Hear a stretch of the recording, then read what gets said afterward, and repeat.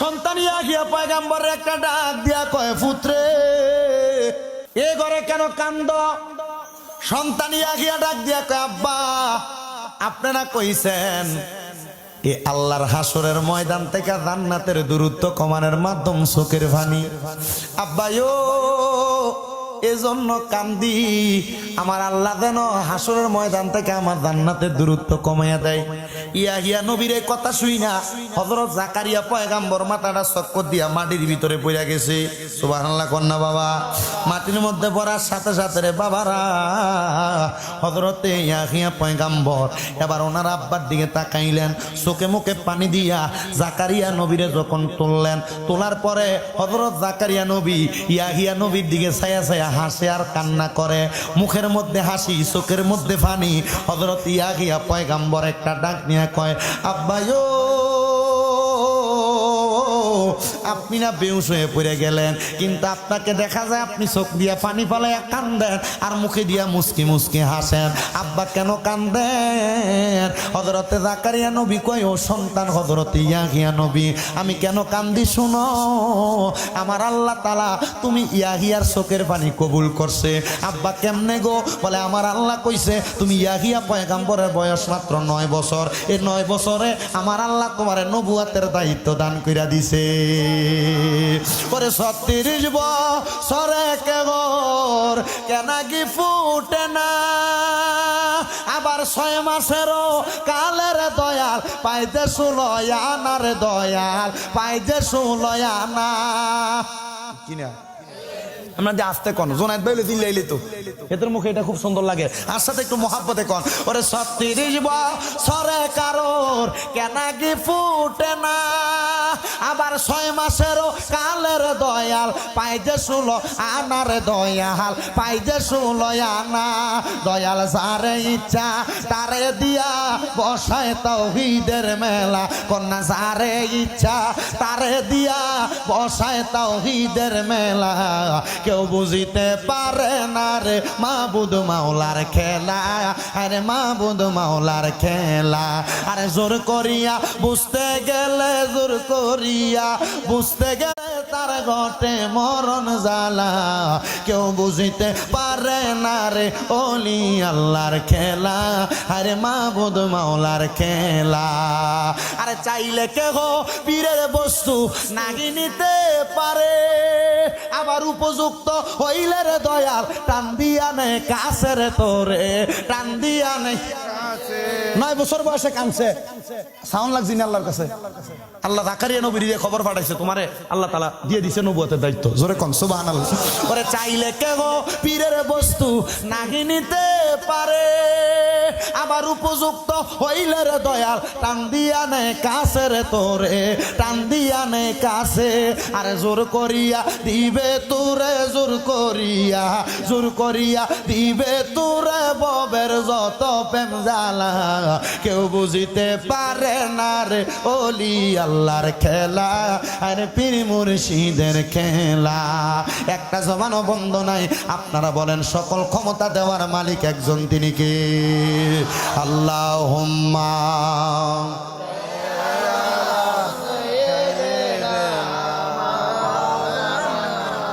মুহাম্মাদ ওয়ালা মাওলানা। আর জবান খুলে জোরে জোরে পড়েন আল্লাহুম্মা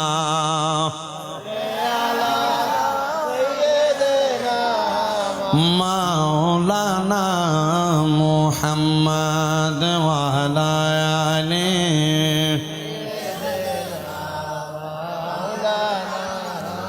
হযরত ইয়াহিয়া পয়গম্বর ডাক দিয়া কয়, জগৎবাসী রে আমার আল্লাহ যখন আমি ইয়াহিয়া পয়গম্বরে ক্ষমতা দান করছে, আমি ইয়াহিয়া নবী আমার দায়িত্ব অনুযায়ী আমার যোগ্যতা অর্জন করার চেষ্টা করলাম। এ বাবা যদি যোগ্যতা হয় না হয়, দায়িত্ব যদি বেশি হয়, ওই দায়িত্বটা অনুযায়ী যোগ্যতাটা তৈরি করে নেওয়া লাগে।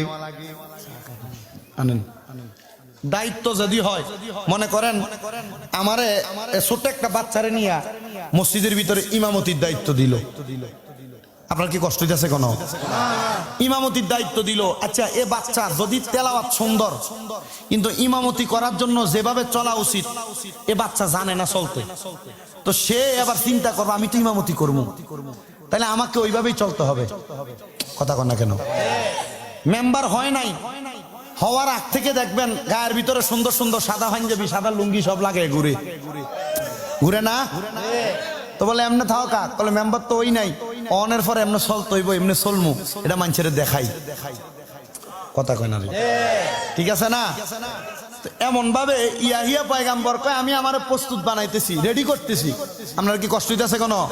আবার লড়াচড়া করেন নাই, কষ্ট করে আর আধা ঘন্টা সময় বইবেন আপনারা। হুজুর বিরিয়ানি হোল্ড হয়েছে নি? ওই যে লই এনে একটু তাড়াতাড়ি আনেন, হুজুর বেশি দেরি করাইয়েন না, মানুষ ওয়াজ বেশি শুনছে, বেশি ওয়াজ হইনা কোনো লাভ নাই। হুদাহুদি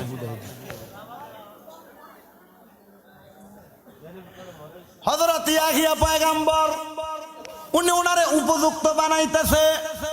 ইয়াহিয়া পয়গাম্বর যখন ওনারে উপযুক্ত বানাইতেছে তখন ওনার বাড়ি হইল দামেস্ক। কোথায়? কি আস্তে কথা কয়, কোন জায়গায়? এরে এ ওয়াজে আপনারা ফক্কে যাব, আপনারা একটু পরে দেখবেন কি খুশি হইবেন আপনারা। অনেকের বউ আছে না, কথা শুনে না, এ ওয়াজ দেয় না ইয়া ফরবক্ষণ। যারা বউ কথা শোনে না, যারা বউ আপনারা গেঙ্গরি দিয়ে লইয়া পরে করে ওয়াজ আজকে হেনে করবো। আর মা বোন যারা শুনতেছেন আপনারা মনোযোগ দিয়ে হইনেন, আপনারা জামাই যদি বেটা যদি এনে থাহে মোটামুটি আজকে বেটা বুঝা যাইব। আর যদি রাস্তাঘাটে থাকে তাড়াতাড়ি ফোন দিয়া তুমি কই আছো, স্বামী রেজা তোমার বুঝাইতেছে, তাড়াতাড়ি মাবিলে যাও, খবর দিয়ে হাঁটান তাড়াতাড়ি, ওয়াজ আজকে হেনে করবো। অসুবিধা হইব আপনারা, কারণ সংসারটার ভিতরে যে একটা অবস্থা চলতেছে, বেরিয়ে জামাইয়ের কথা শোনে না, বেফর দাবাবে যাইগা হাজিগঞ্জের বাজারে ছটফটি ফুচকা খাইতো, ব্রিজের উপরে যাইগায় জানিও কথা কম যায় না।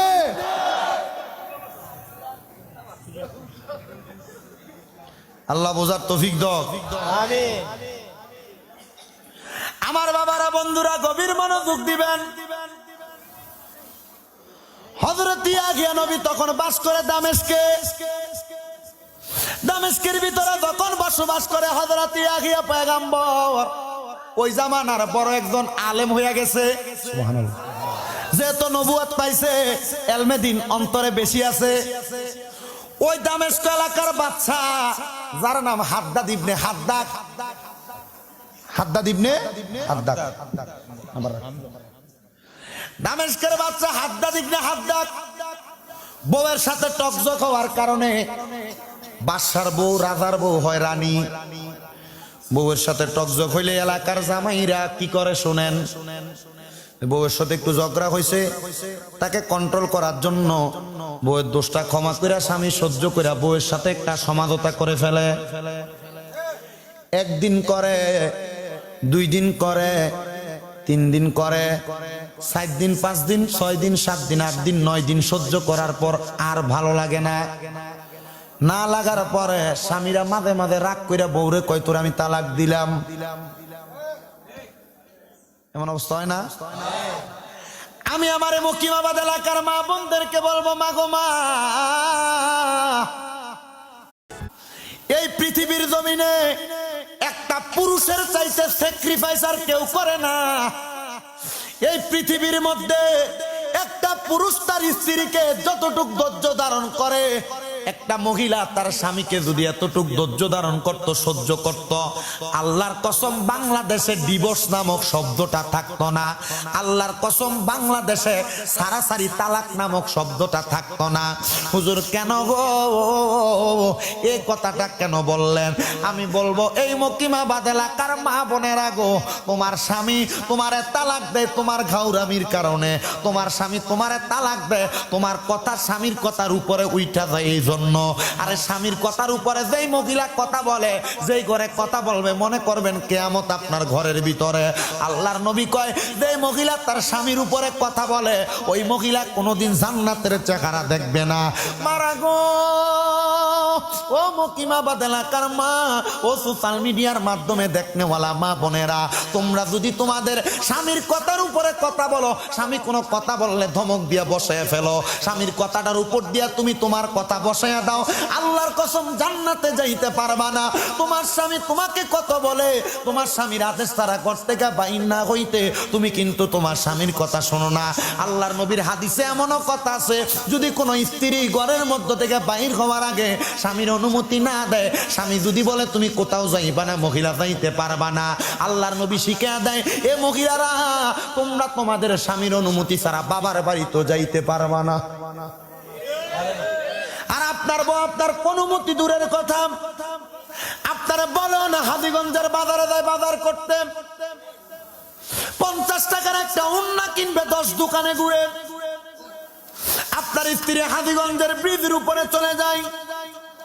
এ মা বোনেরা, এমন অবাধ্য স্ত্রী যদি তুমি হও, কস কামে লাগবো নি। আপনারা যদি এমন অবাধ্য স্ত্রী হন, আল্লাহর কসম মা, জান্নাত জান্নাত পাবেন না। মহিলা যারা স্বামীর কথার উপর দিয়া জামাইরে ধমক দাও, এ মহিলারা স্বামীর কথা যারা শোনো না, আল্লাহর কসম মনে রাখবা, এই স্বামীর অবাধ্য হওয়ার কারণে, স্বামীর অবাধ্য হওয়ার কারণে তোমার জান্নাতে যাওয়া বন্ধ হয়ে যাবে। মাঝে মাঝে আমারে অনেক প্রবাসীরা বিদেশ থেকে কল দেয়, হুজুর আমি তো বিদেশে আসছি আমার বউ বাচ্চার খাওয়ান কুরাত জোগানোর জন্য, আমার বউরে আমি কত বোঝানো বুঝাই, হুজুর আমার বউ আমার কথা শোনে না, প্রত্যেক সপ্তাহে সপ্তাহে আমার বউ মার্কেটে চলে যায়, হুজুর আমার অনুমতি ছাড়া আমার বউ মার্কেটে যায়, ফুচকা খাইতে যাই, এখানে যাই, ওইখানে চলে যায়। আমি জিজ্ঞাসা করলাম ভাই কেন আপনার কথা শুনবে না, আপনার বউকে আপনি ইসলামী তালিম দেন। হুজুর আমি আমার বউরে যদি নিষেধ করি তুমি ঘর থেকে বাইর হইও না, বাইর হওয়ার পর আইসা আমারে বলে যায়, কিন্তু বাহির হওয়ার আগে আমারে কয় না। হুজুর তারে শাসন করলে সে আমারে বলে তুমি কি আমারে বিশ্বাস করো না। হুজুর কেমনে বিশ্বাস করতাম, জগতের মধ্যে তো এমন অনেক অবস্থা দেখা যায়, স্বামী বিদেশ থাকে, স্বামীর পাঠানো টাকা দিয়া বাহিরে দেওয়ারের লগে ভ্যাম করে, আসেনিও। ওই প্রবাসী আমারে ডাক দিয়া কই হুজুর আমার বউ ঘর থেকে বাইর হওয়ার আগে আমারে বলে না, বাইর হয়ে ঘুরে এসে আমার কাছে বলে, আমি বুঝি বারবার তার সঙ্গে রাগারাগি করি, সে আমারে, আমি কি তারে বিশ্বাস করি না। এমন অনেক প্রবাসীদের অন্তরের মধ্যে ব্যথা, তাদের বউ তাদের কথা শোনে না। এমন অনেক প্রবাসীদের অন্তরে ব্যথা, হুজুর আমার স্ত্রী আমার কথা শোনে না। আমি বলবো মা তুমি তোমার স্বামীর আদেশ মানো। এমন অনেক প্রবাসীরা আমারে মাঝে মাঝে কই